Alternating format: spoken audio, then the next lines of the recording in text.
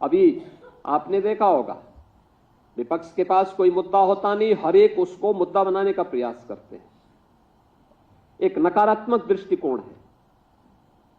जिन लोगों की नकारात्मक दृष्टिकोण ने प्रदेश को बीमारू बनाया था, आज उनके द्वारा उठाए जाने वाले वे नकारात्मक मुद्दे फिर से प्रदेश को उसी झंझावत में, उसी जाल में उलझाने का प्रयास करते हैं।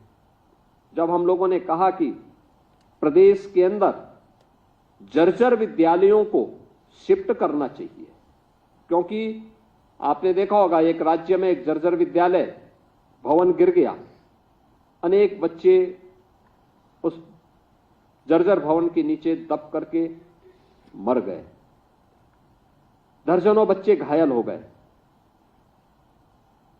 इस जनहानि, जो बच्चे चले गए, जो गंभीर रूप से घायल हो गए, क्या उनको कोई भरपाई कर पाएगा?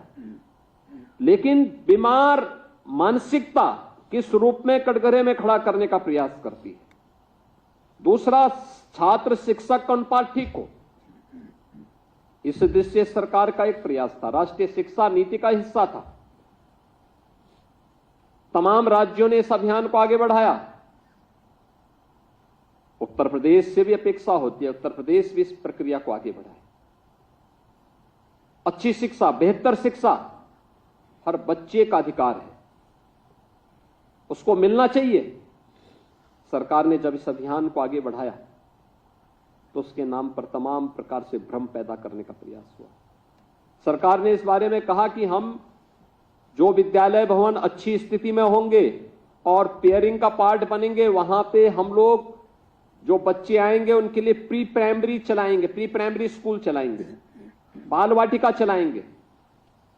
3 वर्ष से लेकर के 6 वर्ष तक के बच्चों को वहां पर ले जाकर के उन्हें प्री प्राइमरी के रूप में उनके लिए एक व्यवस्था देंगे और उन सभी बच्चों के लिए एक पोषण मिशन का एक विशेष अभियान लेकर के चलेंगे, जिससे उन बच्चों को भी हम लोग प्रदेश के अंदर पोषण मिशन के कार्यक्रम के साथ जोड़ करके उन्हें बेहतर रूप से आगे बढ़ा सके। क्योंकि किसी भी बच्चे के जीवन में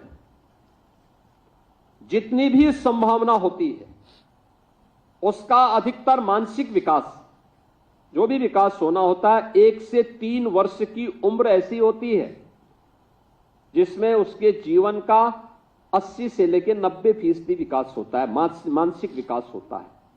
और 3 से लेकर के 6 वर्ष की उम्र ऐसी होती है जहां पर मानसिक विकास के लिए हम थोड़ा सा प्रयास करेंगे तो 5% से 7% तक का मानसिक विकास वहां पर हम लोगों को देखने को मिलता है।